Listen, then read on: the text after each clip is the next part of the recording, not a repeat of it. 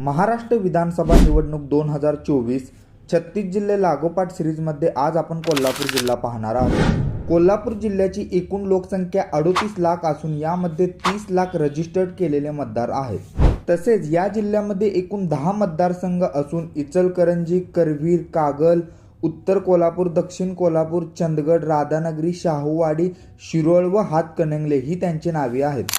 कोल्हापूर जिल्ह्यातील अटीतटींच्या लढतीमध्ये दक्षिण कोल्हापूरमधून आमदार ऋतुराज पाटील आणि भाजपकडून माजी आमदार अमल महाडिक लढत असले तरीही खरी लढाई धनंजय महाडिक आणि सतीश पाटील यांच्या वर्चस्वाचीच आहे।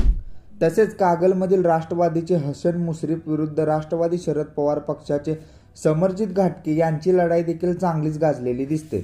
कोल्हापूर उत्तरमधून काँग्रेसकडून मधुरिमा राजेंनी अर्ज भरून नंतर माघारी घेतलेली होती। या मधुरिमा राजेंच्या निर्णयामुळे सतीश पाटील चांगलेच नाराज झालेला व्हिडिओ आपण पाहिलेला होता।